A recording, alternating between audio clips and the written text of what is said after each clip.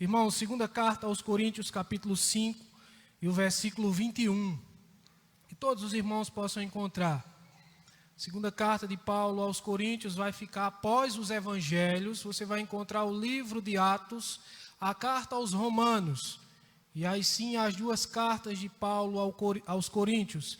Você vai abrir a sua Bíblia no capítulo 5, e nós estaremos fazendo a leitura do versículo 21 para a glória de Deus. Amém? Diz assim: aquele que não conheceu o pecado, ele o fez pecado por nós, para que nele fôssemos feitos justiça de Deus. Amém, irmãos? A princípio, eu gostaria de meditar com você à luz da seguinte temática, irmãos: a obra de Cristo na cruz, único meio de reconciliação com Deus. A obra de Cristo na cruz, único meio de reconciliação com Deus. Eu gostaria de chamar a sua atenção inicialmente para uma verdade, expressa de forma muito clara à luz desse versículo. Cristo, Jesus Cristo, não conheceu pecado. Quando nós contemplamos o capítulo 2 de Gênesis, nós podemos ver que Deus criou o homem, o primeiro homem, Adão, perfeito. Quando nós chegamos no capítulo de número 3, nós vamos ver a sua queda. O homem pecou. E a palavra de Deus vai nos dizer que a consequência disso foi que todos os homens pecaram. Paulo, escrevendo a sua carta aos Romanos, ele vai dizer que todos pecaram e destituídos estão da glória de Deus. Isaías vai dizer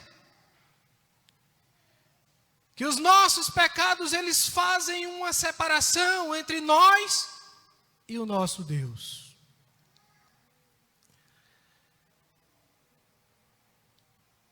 A verdade, irmãos, é que nós nascemos em pecado.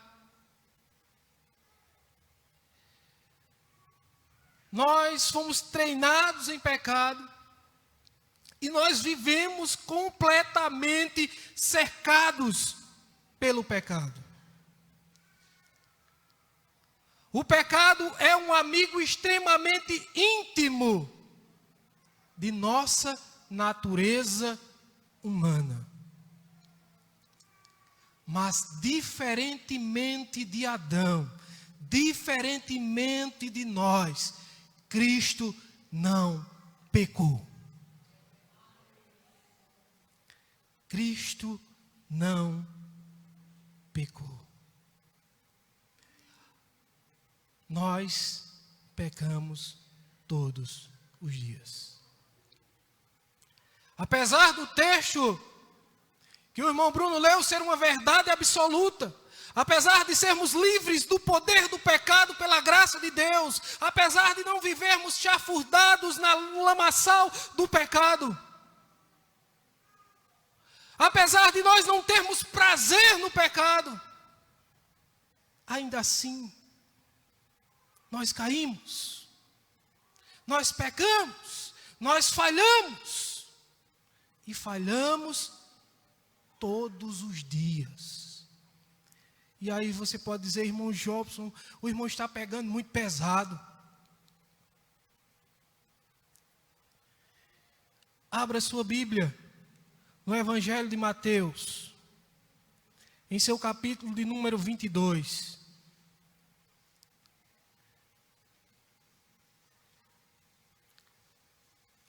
A partir do versículo 34, nós estaremos fazendo a leitura de alguns poucos versículos desse texto. Eu quero compartilhar de algo extremamente importante com você na noite de hoje. Do versículo 34 ao 38 está escrito assim: entretanto, os fariseus, sabendo que ele fizera calar os saduceus, reuniram-se em conselho. E um deles, intérprete da lei, experimentando-o, lhe perguntou: mestre, qual é o grande mandamento na lei? Respondeu-lhe Jesus: amarás o Senhor teu Deus de todo o teu coração, de toda a tua alma e de todo o teu entendimento. Este é o grande e primeiro mandamento. E aí deixa eu lhe perguntar uma coisa. Qual foi o dia que você conseguiu amar a Deus de todo o seu coração, de toda a sua alma e de todo o seu entendimento?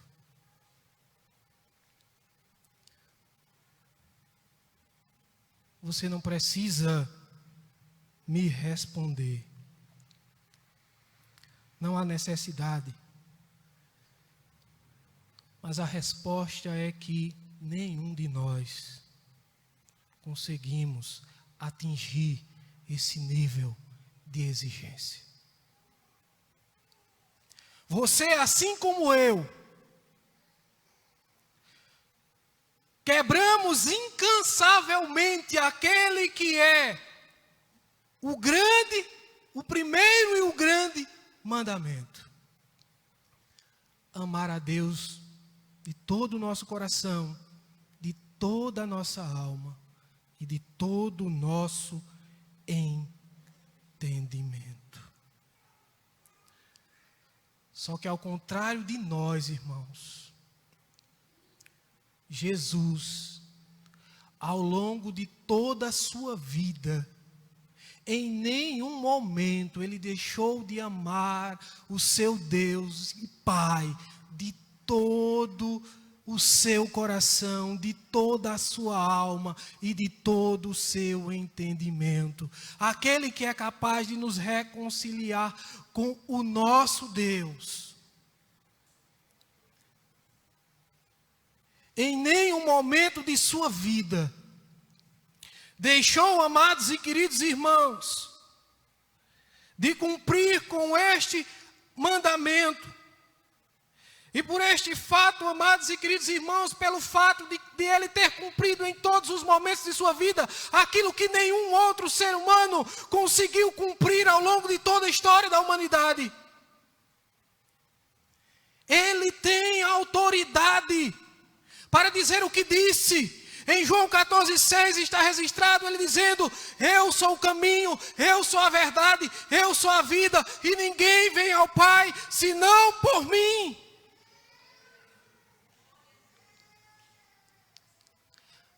Jesus Cristo, amados e queridos irmãos, é o único capaz de reconciliar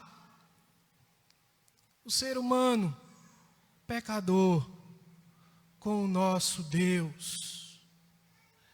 Isso é algo que Pedro vai reiterar quando em seu discurso perante o Sinédrio ele vai dizer em Atos 4,12 que não há salvação em nenhum outro, porque abaixo do céu não existe nenhum outro nome dado entre os homens pelo qual importa que sejamos salvos. Isso é algo que também vai ser reiterado pelo apóstolo Paulo em sua primeira carta a Timóteo, capítulo 2, versículo 5, quando ele diz que só há um mediador entre Deus e os homens, Cristo Jesus, homem, o qual a si mesmo se deu em resgate em favor de muitos.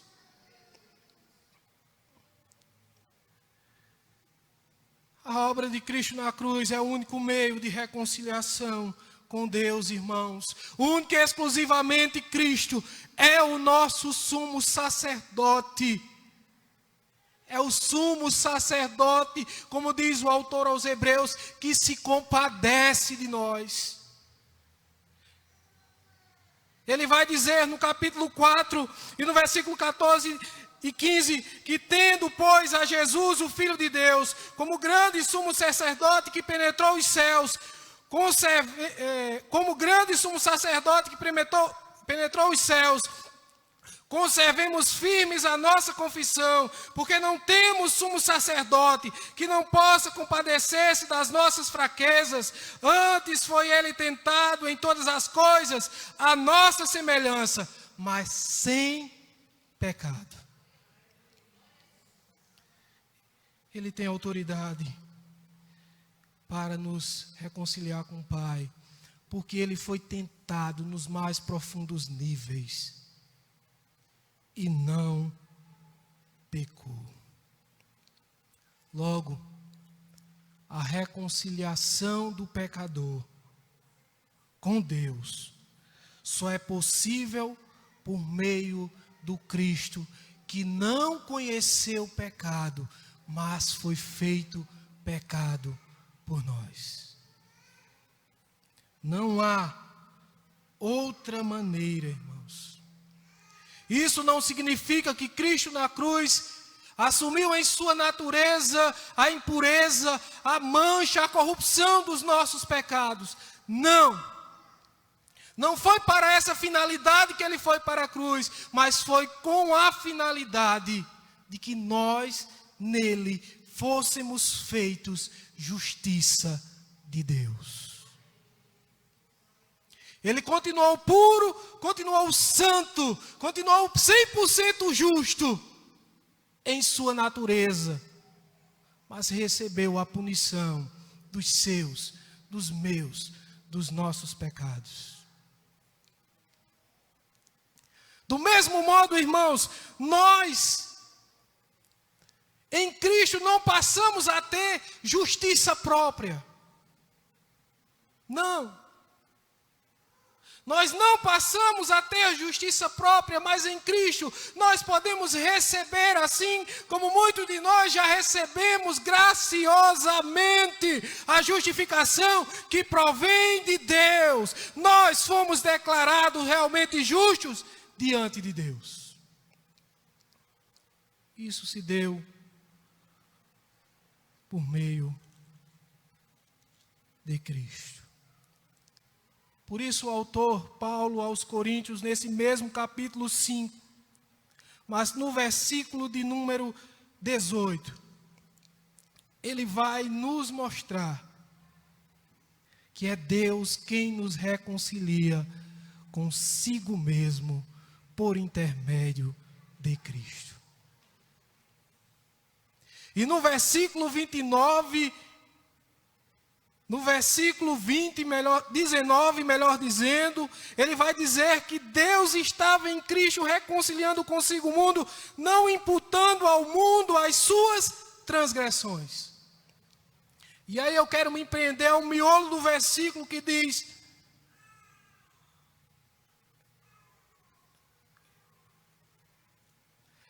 não imputando aos homens as suas transgressões. Esse não imputar aos homens as suas transgressões tem um sentido, amados e queridos irmãos, extremamente profundo. Porque é o mesmo que dizer: não colocar na conta de. Ou seja, a sua dívida, a minha dívida, a nossa dívida,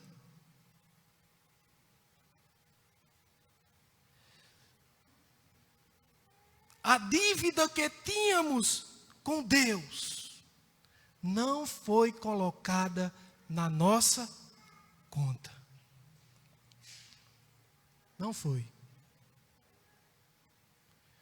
Preste atenção.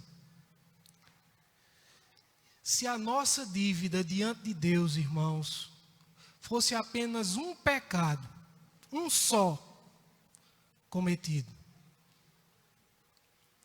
nós jamais teríamos como pagar essa dívida. Um pecado só seria suficiente para a nossa condenação. Um pecado só seria suficiente para que nós, amados e queridos irmãos, fôssemos lançados no inferno, para que nós recebêssemos da parte de Deus a segunda morte, a morte eterna. Mas ao longo de nossas vidas, cristãos ou não, nós não pecamos só uma vez. Imagine você se um único pecado, a nossa dívida seria impossível de ser paga por nós mesmos. Imagine você, todos os seus pecados, todos os meus pecados, todos os nossos pecados. A nossa dívida por nós mesmos diante de Deus, ela é impagável. Mas bendito seja o nome do Senhor, porque aquele que não conheceu pecado, Deus o fez pecado, para que nós fôssemos feitos justiça de Deus.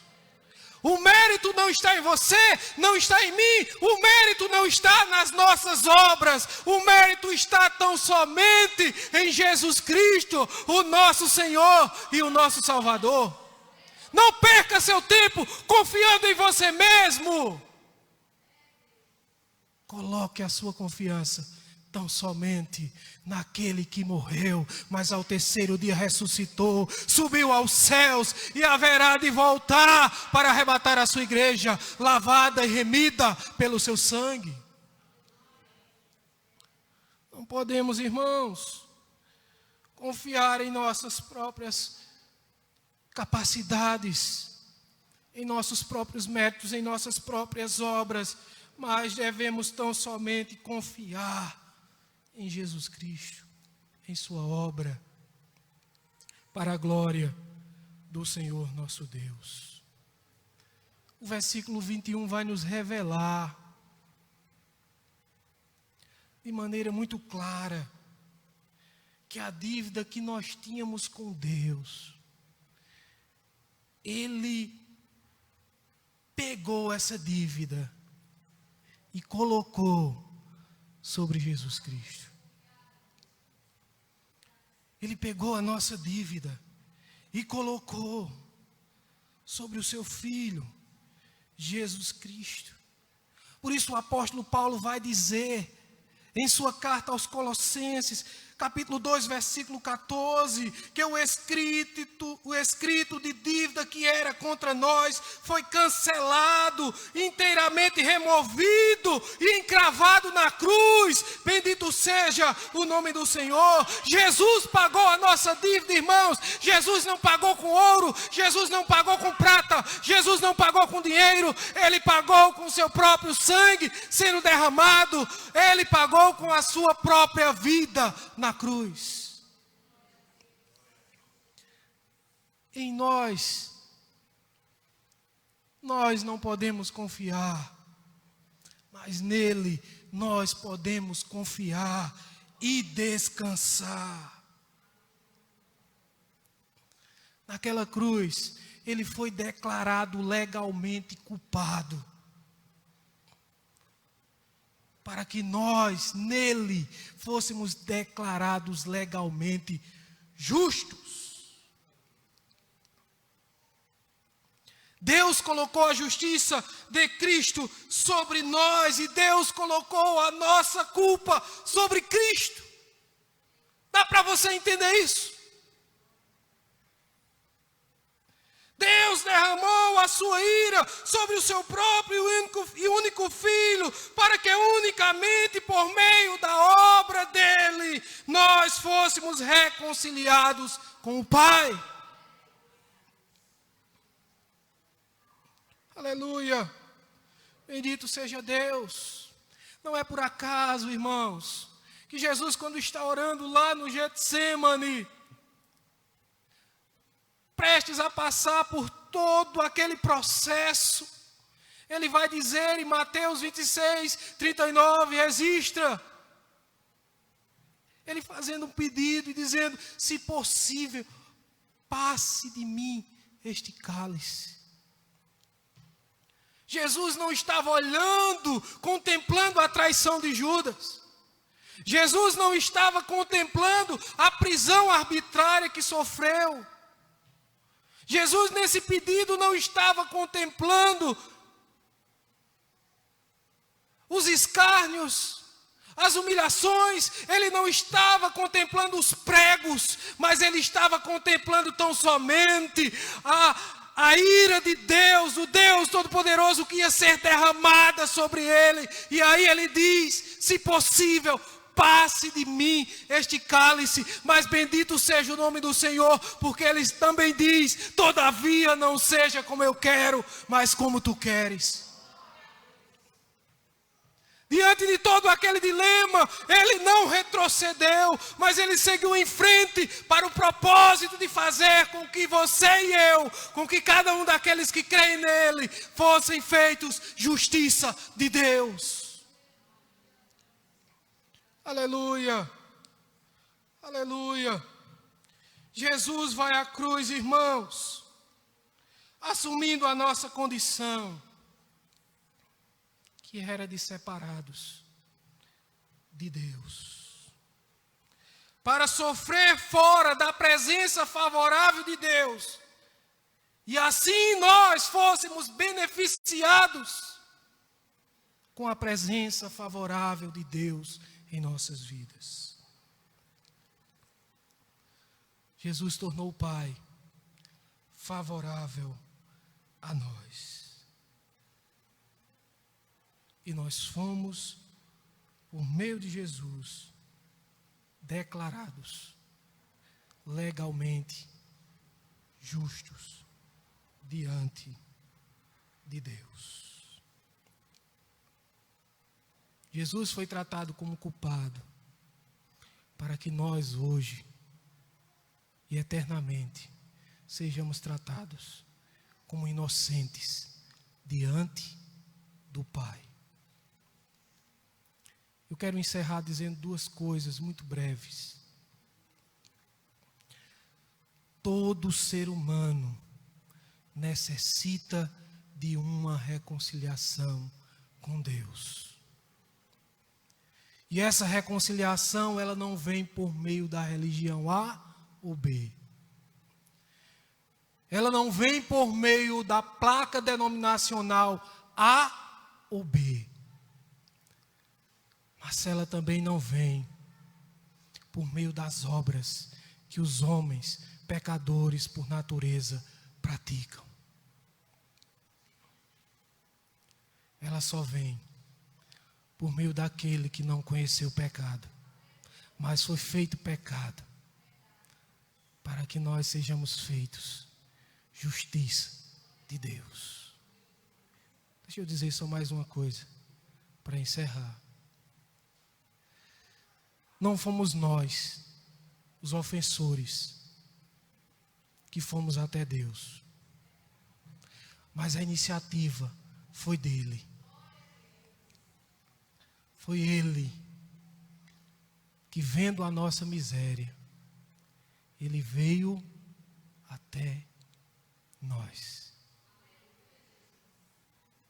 Nós não temos motivo nenhum para confiarmos nas nossas obras, nos nossos méritos. Não temos motivo nenhum para querermos glória, para querermos reconhecimento. Não. Foi Ele quem nos amou primeiro. Por isso, João vai dizer, vai falar da maior prova de amor que nós já podemos tomar conhecimento e recebermos em nossas vidas. João vai dizer, porque Deus amou o mundo de tal maneira que deu o seu Filho unigênito, para que todo aquele que nele crê não pereça, mas tenha vida eterna. Que o Senhor nos abençoe e que nós não venhamos a entender a nossa reconciliação com Deus como fruto daquilo que fazemos ou deixamos de fazer, mas ela é tão somente fruto, consequência daquilo que Deus, através do seu Filho Jesus Cristo, fez em nossas vidas. Que o Senhor nos abençoe, em nome de Jesus.